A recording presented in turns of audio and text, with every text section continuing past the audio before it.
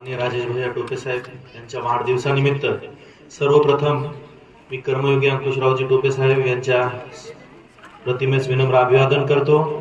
आजच्या कार्यक्रमाचे उद्घाटक तालुक्याचे तहसीलदार माननीय श्री विजयजी चव्हाण साहेब, प्रमुख अतिथी आपल्या सर्वांचे मार्गदर्शक आमचे गुरुवर्य मच्छोदरी महाविद्यालय अंबडचे माजी प्राचार्य माननीय श्री भागवतरावजी कटारे सर, कृषी उत्पन्न बाजार समितीचे माजी सभापती माननीय श्री सतीशदादा होंडे साहेब, गट शिक्षण अधिकारी माननीय श्री दिनेशजी शिंगारे सर, या केंद्राचे केंद्र प्रमुख माननीय श्री चंद्रकांतजी खरात सर,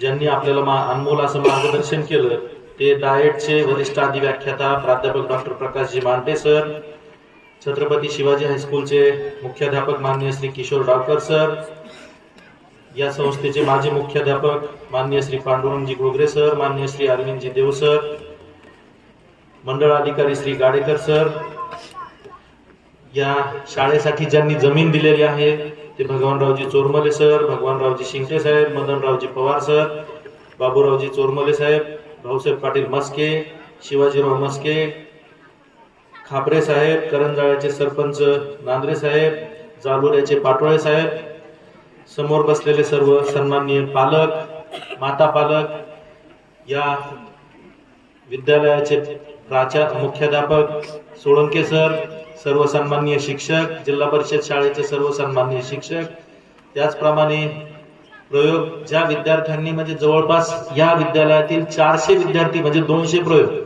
प्रत्येक प्रयोगामध्ये कमीत कमी 2-2 विद्यार्थी जरी म्हटलं तरी 400 विद्यार्थी या सर्व शिक्षकांनी यामध्ये सहभागी केले, ते सर्व होतकरू विद्यार्थी आणि त्याचबरोबर उपस्थित सर्व सन्माननीय गावकरी, सन्माननीय व्यासपीठ, आज खऱ्या संस्थेमधील ग्रामीण भागातील एक नावारूपाला आलेलं युनिट आणि सोळंके सर आल्यानंतर अधिक विकसित झालेलं हे युनिट आहे ते म्हणजे मच्छोदरी विद्यालय घोंगर्डे Hatgaon.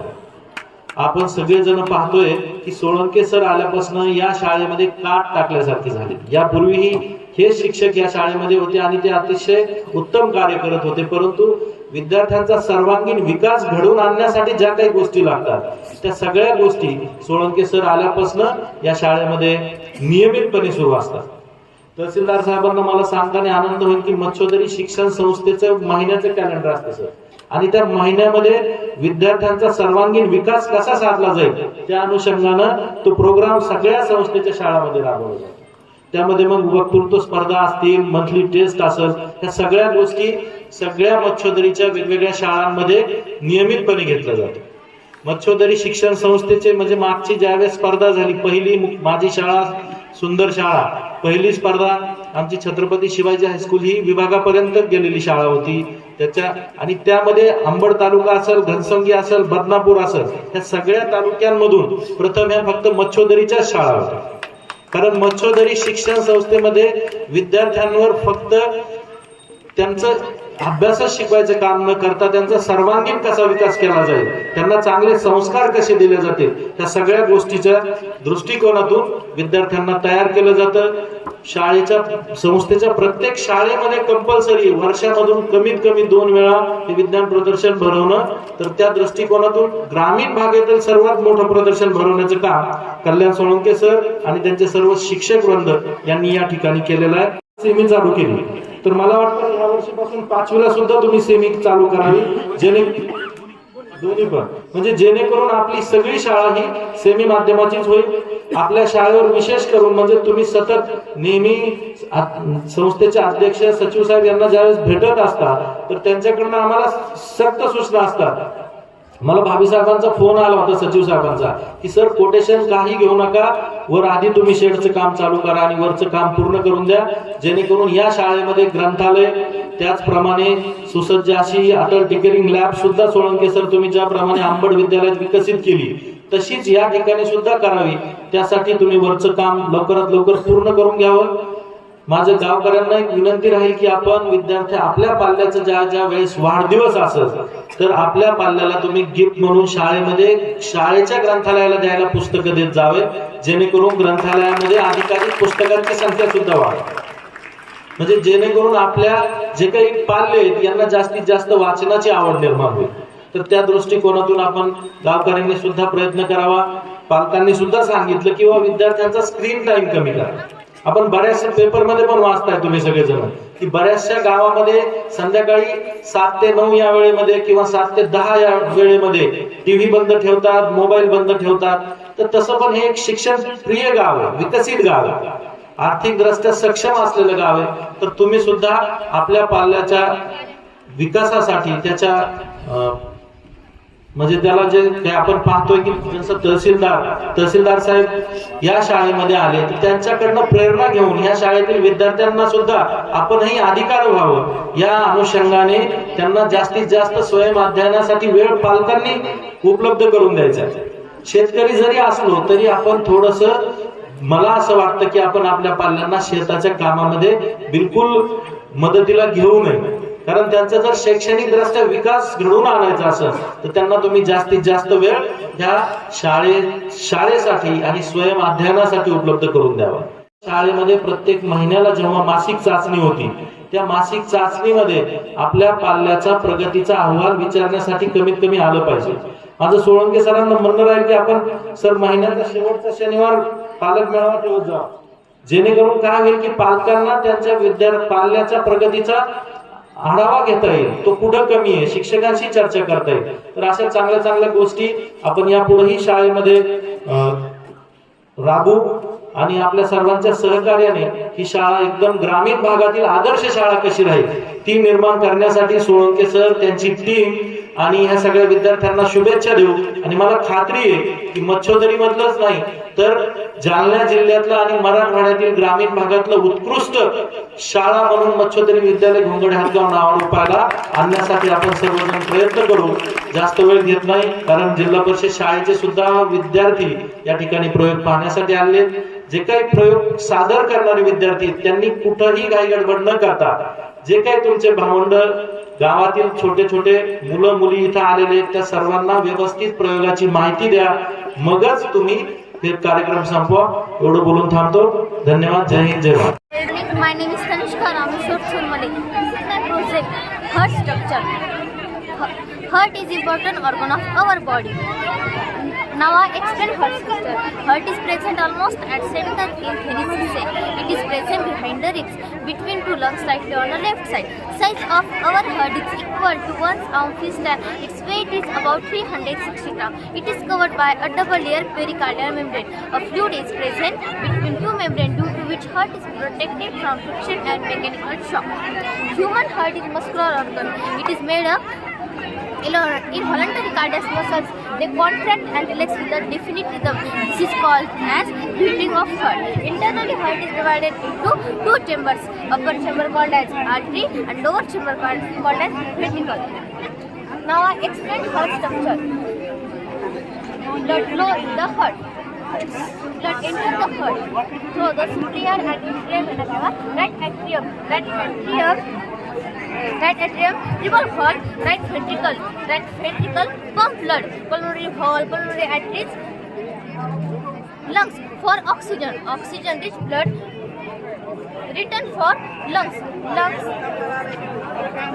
pulmonary vein, left ventricle pump from left ventricle, triple mitral valve, left ventricle pump blood. Aortic valve, aorta, whole body. Blue blood is deoxygenated blood and red blood is oxygenated blood. Thank you for my listening. And all. My name is Diksha Ashok Bhadre. I am studying in 10th class. And first I tell you I am very happy because we are the selected Viksit Bharat 2025. I presented my model, the Smart Pesticide Sprayer Robo. He is working to helping for the farmers. The first I use the Arduino Uno, relay, motor, sensor, spray pipe and all. Beside project the problems of agriculture that no man ready to pesticide sprayer because there is a side effects on your body and skin. So we made a solution and making the Smart Pesticide Sprayer Robo. Let's see, I the operate robo. तो एका सोबत दोन कामे करतो. हा pesticide sprayer पण करतो आणि त्याचबरोबर जर एखादी वेळेस चुकून आग लागली तर तो आग पण विझवण्याचे काम करतो. Thank you.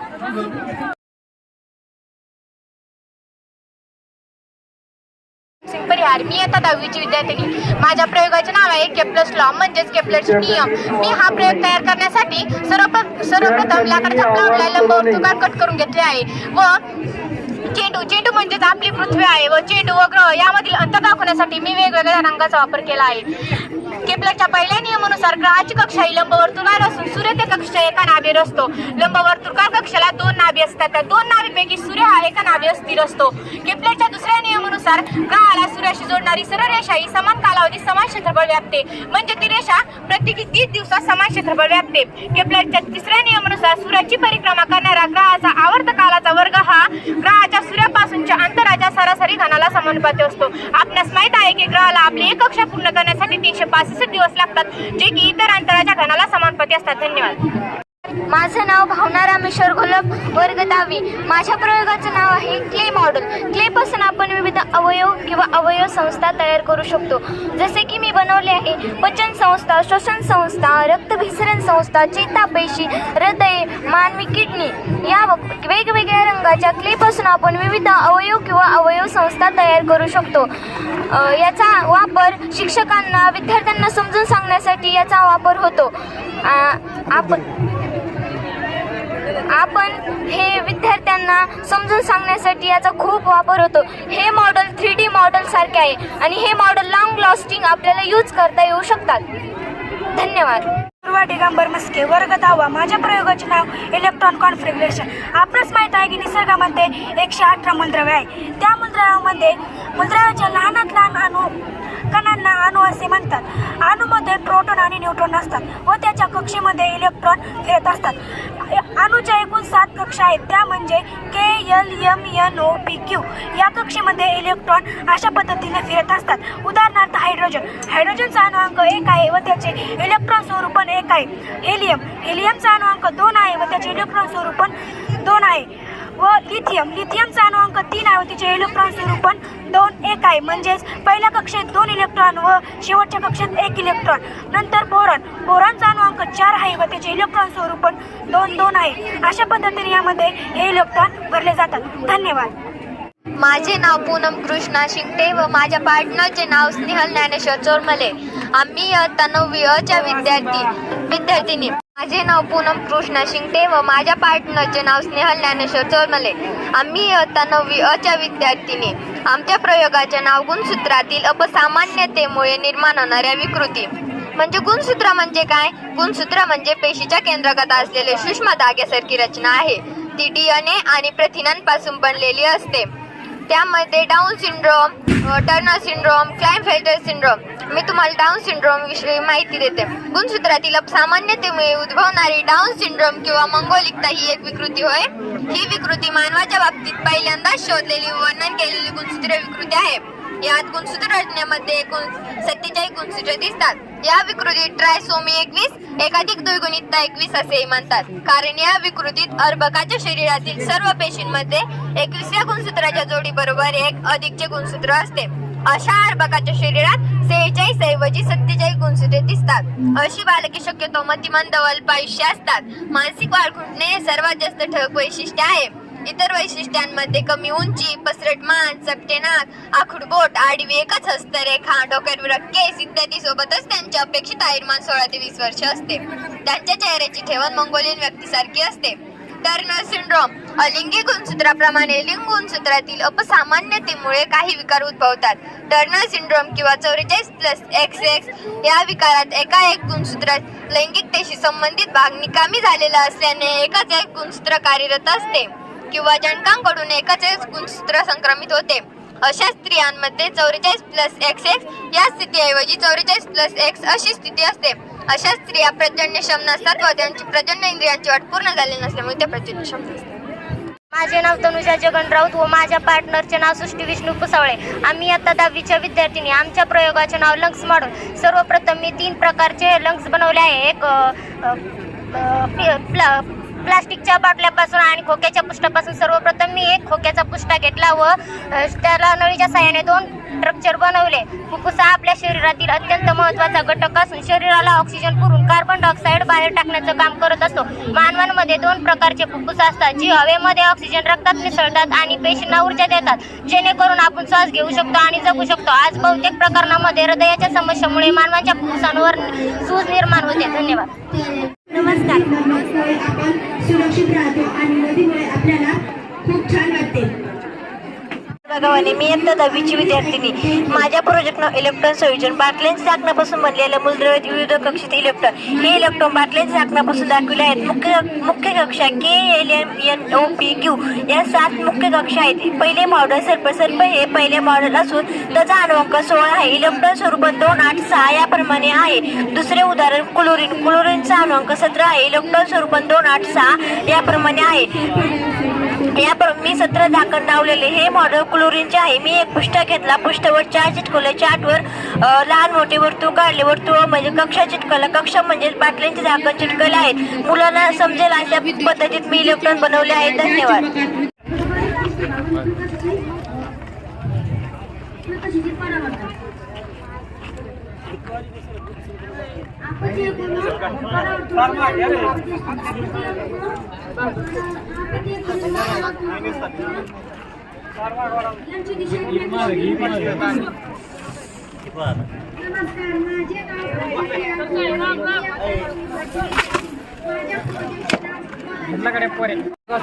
जर आपण पेंडलम्स मिळवले तर ते लाटेसारखे दिसतात, त्यामुळे त्यांना वेव पेंडलम्स असं म्हणतात. हे काम कसं करते तर प्रत्येक पेंडलमची लांबी आपली वेगवेगळी दिसत आहे, त्यामुळे त्यांना हलण्यासाठी लागणारा कालावधी सुद्धा वेगवेगळा आहे.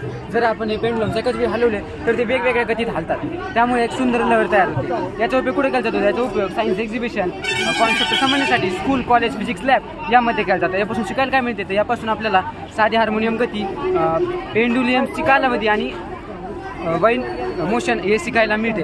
हे कसे काम करते तर लहान पेंडलम्स आहे ते मंद गतीत हालतात आणि मोठाले पेंडलम्स आहे ते जलद गतीत हालतात. धन्यवाद.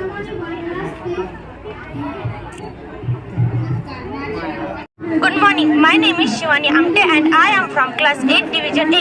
My project name is DNA model. I hope you find my presentation interesting. So let's begin with my project.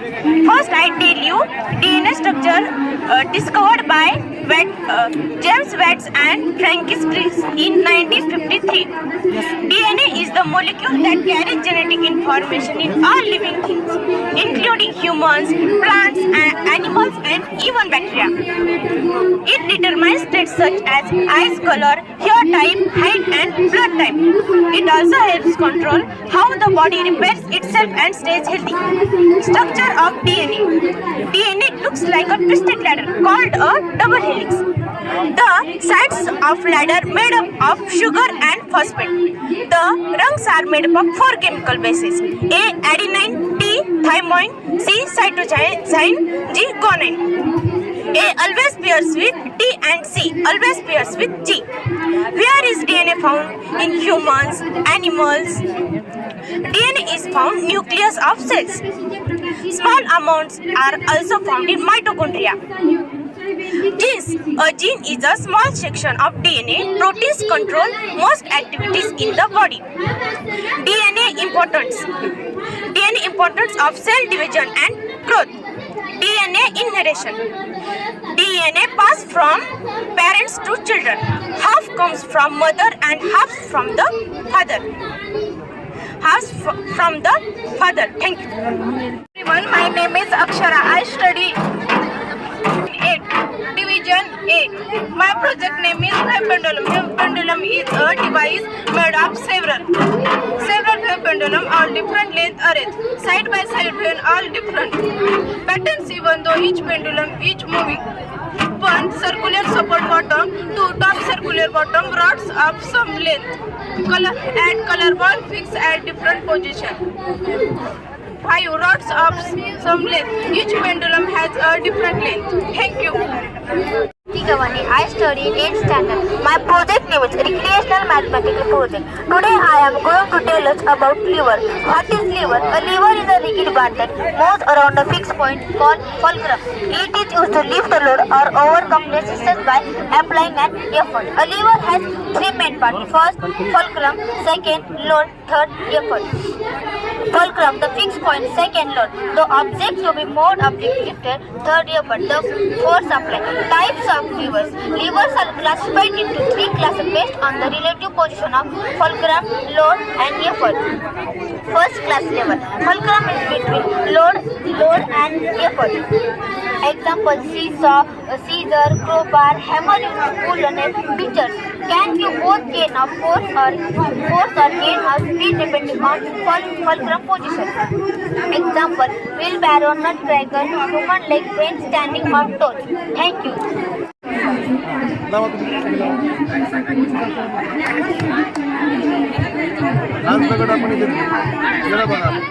याला मध्यम force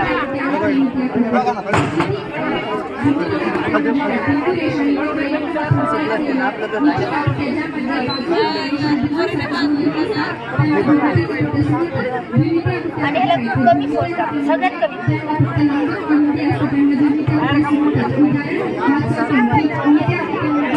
Lakshman Pena, Class 8, Division A, CME. Today I will speak about electric device. My project name is a vacuum cleaner. Construction. A vacuum cleaner construction of following part. First, electric motor. Third, dust pull pipe.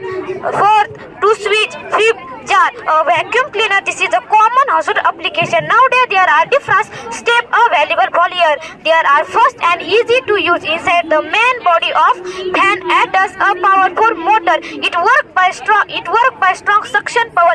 It has bag or container to the collect dust. It is good explain the collect dust.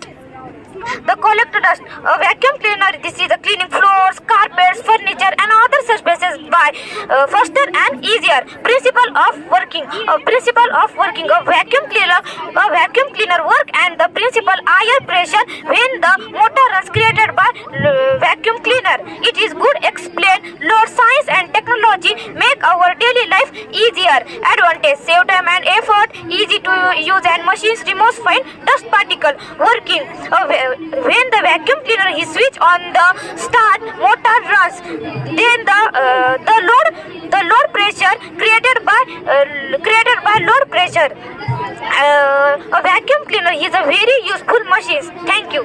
Cleaner हे एक कचरा ओढायची machine आहे. मी तुम्हाला ती कसे काम करते ते दाखवते.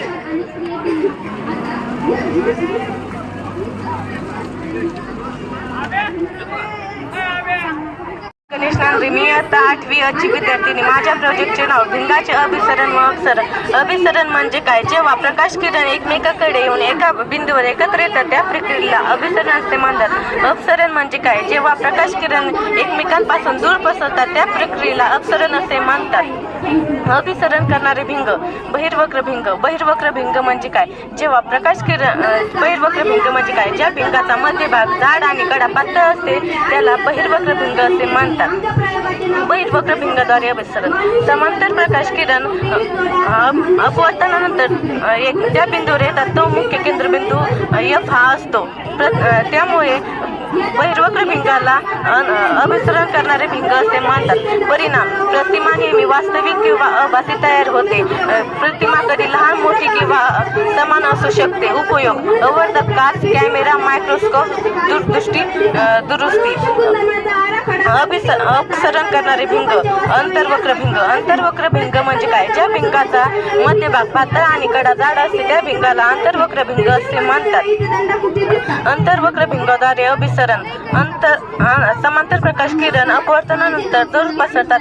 ते किरण ज्या बिंदूपासून आल्यासारखे वाटतात तो मुख्य केंद्रबिंदू F हा असतो. परिणाम: नेहमी प्रतिमा आभासी, सरळ व लहान असते. उपयोग: जवळ दृष्टी, तोच दुरुस्ती, दुर्बीण, कॅमेरा, लेन्स प्रणाली. धन्यवाद. नमस्कार, माझे नाव श्रावणी प्रदीप जोशी. मी आता 6वीची विद्यार्थिनी. माझ्या प्रयोगाचे नाव आहे एक्सरे. एक्सरे हा एक प्रकारचा विद्युत चुंबकीय विकरण आहे जो शरीराच्या अंतर्गत संचलनाची चित्र तयार करण्यासाठी वापरला जातो. एक्सरे कशासाठी वापरतात? हाडांची मोड, दाढ, फुफ्फुसातील रोग आणि वैज्ञानिक प्रक्रियांचे मार्गदर्शन करण्यासाठी. एक्सरे कसे काम करते? एक्सरे मशीन शरीरात विकिरण पाठवते ज्यामुळे फिल्म्स किंवा डिजिटल स्कॅनवर चित्र तयार होतात. एक्सरेचे प्रकार: छातींचे एक्सरे, हाडांचे एक्सरे, सीटी स्कॅन आणि दंत एक्सरे. सुरक्षा एक्सरे सामान्यतः सुरक्षित असतात पण वारंवार संपर्कात असल्यास कर्करोगाचा धोका वाढू शकतो. गर्भवती गर्भवती महिलांना आणि लहान मुलांना जास्त सावधगिरी बाळगणे आवश्यक. तुम्ही माझ्या शाळेसाठी व माझ्यासाठी तुमच्या दैनंदिन जीवनामधला वेळ दिल्याबद्दल मी तुमचे आभारी आहे. धन्यवाद. विश्वजित चंद्रश ठाकूर, वर्ग 7वी. प्रोजेक्टचे नाव बज वायर गेम. बज वायर गेम म्हणजे काय? बज वायर गेम हा एक कौशल्य खेळ आहे. या खेळात धातूची वायर व धातूची रिंग लागते. कसा खेळायचा? वाकडी तिकडी वायरच्या सुरुवातीपासून व शेवटेपर्यंत हळूहळू न्यायची असते व तारीला तार खेटली तर लाईट लागतो व बजर वाजते. न खेळता तुम्हाला शेवटेपर्यंत आणावं लागते. लागणारे साहित्य बजर, लाईट, धातूची तार, धातूची वायर लागणार. बज वायर गेम कुठं वापरला जातो? बज वायर गेम मुलांची एकाग्रता वाढण्यासाठी विज्ञान प्रदर्शन, गेम स्पर्धा, मजेदार गेम स्पर्धा. धन्यवाद.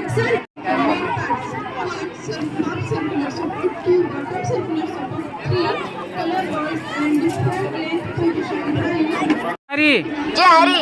काय सांगाल? नमस्कार, माझं नाव निळकंठ परमेश्वर शेजू. मी आता 9वीचा विद्यार्थी. माझा प्रयोग म्हणजे विणा हा वारकरी संप्रदायामध्ये वाजला जातो. विणा हा संतांच्या मेळ्यात, संतांच्या भजनात वाजला जातो. कीर्तनात कोणत्याही कार्यक्रमाची जर सुरुवात करायची असेल तर त्याआधी विणा वाजला जातो. विण्यात संपूर्ण 5 तारा असतात. पेटी, मृदंग आणि काही दोनचा जर स्वर लावला तर ह्या विण्यामध्ये स्वर मिसळतो. आणि वारकरी संप्रदायामध्ये विणा हा वाद्य आहे. वारकरी संप्रदाय विण्याचा हा भूषण आहे. वारकरी संप्रदाय हा विण्याची शान आहे. म्हणून वारकरी संप्रदायामध्ये विणा हा वाजला जातो, वापरला जातो. धन्यवाद.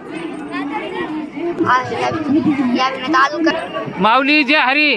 जय हरी. तुमचे जे साहित्य त्याला काय म्हणतात आणि त्या संदर्भात तुम्ही आमच्या दर्शकाला काय सांगाल?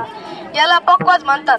या पक्वाज विषयी मी तुम्हाला आजपासून माहिती सांगतो की सर्वप्रथम की भजनामध्ये, कीर्तनामध्ये पक्वाज हा तालवाद्य म्हणून वापरतात. आता मी तुम्हाला जी माहिती सांगतो. याला शाई म्हणतात. ही पुढे हरणीच्या कातऱ्यापासून बनतात. आणि गजरा हे म्हशीच्या कातऱ्यापासून बनतात. हे खोड लिंबाचं खोड, सागराचं खोड असतात. आता याच्यापासून याला जर कणिक जर लावले आपण त्याचा बेस निर्माण होतो. आता तुम्हाला दोन्ही प्रदर्शन सांगतो मी. आपण जर पेटीचा स्वर आणि पक्वाचा स्वर जर असं तंतोतंत लावला, या गट्ट्यानुसार जर लावला, दोन्ही प्रदर्शन निर्माण होते. धन्यवाद.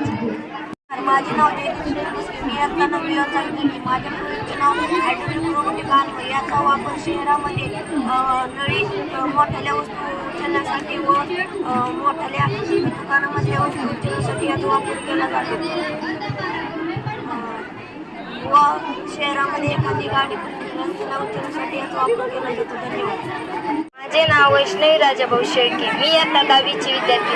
माझ्या प्रोजेक्टचे नाव घरगुती उपनियंत्रण. एक टाकाऊ ड्राम घेऊन त्याला एका बाजूने कापले व घरगुती उपनियंत्रण तयार केले. वरील बाजू नरसळ फिट केले. नरसळ वाटे भरडलेले धान्य टाकले व फॅनच्या साह्याने टरफाले सहित वेगळे झाले. धान्य साफ होऊन पत्र साहित्य आले. धन्यवाद. मेळाव्याचे अध्यक्ष राहुलजी पालेकर यांचंही या ठिकाणी आगमन झालं आहे. त्यांचं सुद्धा या ठिकाणी स्वागत करायचं.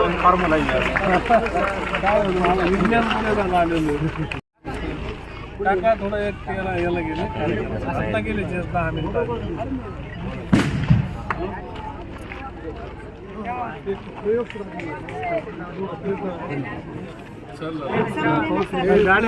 या ठिकाणी माजी सभापती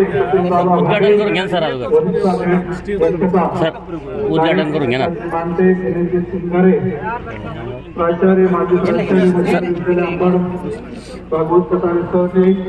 त्याचबरोबर सर्व मान्यवर या मेळाव्याचं त्याचं नाव होती इन्कोस पार्क कमिटर. त्यानंतर 1979ला इन्कोस पार्क कमिटर हे नाव बदलून इस्रो हे नाव ठेवण्यात आले. त्यानंतर 1975ला भारताने पहिला उपग्रह आर्यभट्ट रशियाच्या साह्याने सोडला. रशिया साह्याने, कारण त्यावेळी भारताकडे कोणत्याही प्रकारचे लॉन्चिंग व्हेकल नव्हते, यामुळे रशियाच्या साह्याने पाठवला. आर्यभट्ट हा उपग्रह सोडण्यासाठी SLV-3 या लॉन्चिंग व्हेकलचा वापर केला होता. यानंतर 1979ला भास्कर 1 आणि 1980ला रोहिणी 1 हा उपग्रह भारताने स्वतःच्या लॉन्चिंग व्हेकलने पाठवलेला पहिला उपग्रह बांधला. यानंतर 2008 भारताचे पहिले चंद्र मोहीम चंद्रयान 1 आणि 2013ला मंगळयान. भारत हा मंगळाच्या कक्षेत पोहोचणारा पहिला देश बनला आणि ते पण पहिल्याच प्रयत्नात. यानंतर 2019 चंद्रयान 2 आणि 23 ऑगस्ट 2023 हा इतिहासात एक ऐतिहासिक दिवस बनला. त्या दिवशी भारत हा चंद्राच्या दक्षिण ध्रुवावर पोहोचणारा पहिला देश बनला. त्यानंतर 2 सप्टेंबर 2023 भारताचे पहिले सूर्य मोहीम आदित्य L1 PSLV C65. यामध्ये क्रायोजेनिक इंजिन वापरलेले आहे. GSL Mark 3 मध्ये वजन वाहण्याची क्षमता, LEO मध्ये 5000 किलोग्रॅम आणि GEO मध्ये 2500 किलोग्रॅम. GSLV चे एकूण वजन 414 टन एवढे आहे. GSLV चे 3 स्टेज आहे. फर्स्ट स्टेज, सेकंड स्टेज आणि थर्ड स्टेज. फर्स्ट स्टेज मध्ये सॉलिड प्रॉपेलर वापरलेले आहे. यानंतर सेकंड स्टेज मध्ये विकास इंजनचा वापर केलेला आहे. विकास इंजन हे लिक्विड प्रॉपेलरवर चालते. आणि शेवटी थर्ड स्टेज क्रायोजेनिक स्टेज. यानंतर आज मी आपल्यासोबत भारताच्या अभिमानास्पद अंतराळयानाबद्दल बोलणार. TS म्हणजे GSL Mark 3. GSL Mark 3 हे भारताच्या आजपर्यंत सर्वात शक्तिशाली रॉकेट असून याची निर्मिती भारतीय अंतराळ संशोधन संस्था इस्रो यांनी केलेली आहे. हे मुख्य 3 भागात विभागले आहे. 2 सॉलिड बूस्टर प्रक्षेपणाच्या वेळी प्रचंड शक्ती निर्माण करतात आणि मधला द्रव इंधनाचा कोर स्टेज रॉकेटला वर नेते आणि शेवटी क्रायोजेनिक अपर स्टेज उपग्रहाला अचूक कक्षेत स्थिर करते. स्पीड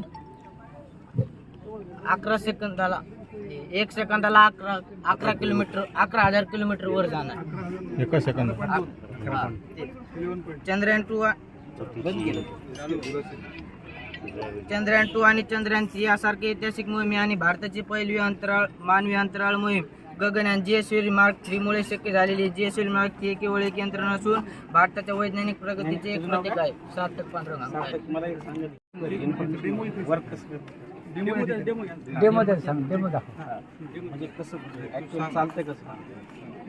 सुरुवात आणि शेवट बस. आणि त्याच्यानंतर वर गेलेले जे अंतराळात गेलेले माणसं जाताना एवढी मोठी शक्ती आहे, वापस येताना कसं येतं अंतराज्ञानासाठी हे फक्त सॅटेलाइट सोडण्यासाठी. हा सॅटेलाइट अंतराळात जातात ते दुसरी त्याच्याविषयी फक्त चांगली माहिती आहे. सर खूप चांगली. अजून इथं काय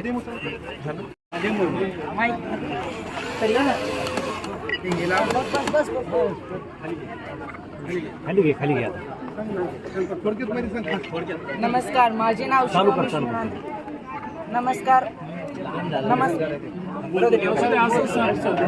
नमस्कार माझे नाव शिवामी नांद्रे. मी आता 9वी चा विद्यार्थी. माझ्या प्रयोगाचे नाव आहे चंद्रयान 3. चंद्रयान 3 हा भारताचा 3रा चंद्र मोहीम प्रकल्प आहे. हा प्रकल्प भारतीय अंतराळ संशोधन संस्था इस्रो यांनी राबवला. चंद्रयान 3 चे मुख्य उद्दिष्टे चंद्राच्या दक्षिणी ध्रुवावर सुरक्षित सॉफ्ट लँडिंग करणे आणि वैज्ञानिक प्रयोग करणे हे होते. चंद्रयान 3 चे प्रक्षेपण 14 जुलै 2023 रोजी LVM-3 रॉकेटद्वारे करण्यात आले व 23 ऑगस्ट 2023 रोजी विक्रम लँडरने चंद्राच्या दक्षिणी ध्रुवाजवळ सुरक्षित सॉफ्ट लँडिंग केली. या मोहिमेमुळे भारत देश चंद्राच्या दक्षिण ध्रुवावर उतरणारा पहिला देश ठरला. चंद्रयान 3 चे काही मुख्य घटक ते म्हणजे विक्रम लँडर आणि प्रज्ञान रोवर. विक्रम लँडर चंद्रावर सॉफ्ट लँडिंग करण्यासाठी होते व प्रज्ञान रोवर चंद्रावर फिरून प्रयोग करण्यासाठी होते. वैज्ञानिक उद्दिष्टे: नंबर 1 चंद्राच्या दक्षिणी ध्रुवातील परिस्थिती समजून घेणे. नंबर 2 पृष्ठभागाचे तापमान मोजणे. नंबर 3 चंद्रावर भूकंपासारख्या हालचाली अभ्यासणे. धन्यवाद. 2025, I presented my model, the Smart Pesticide Sprayer Robot. The first I used the Arduino Uno relay, motor, sensor, spray pipe and all.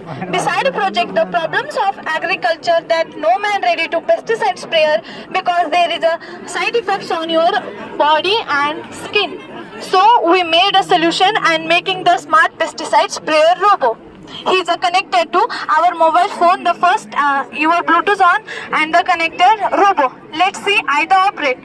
हा 2 प्रकारे काम करतो. एक तर हा पेस्टिसाइड स्प्रेयर पण करतो आणि जर एखादी वेळेस आपल्या शेतामध्ये जर आग लागली तर तो अशा प्रकारे पाणी स्प्रे करतो आणि आग पण विझवण्याचे काम करतो.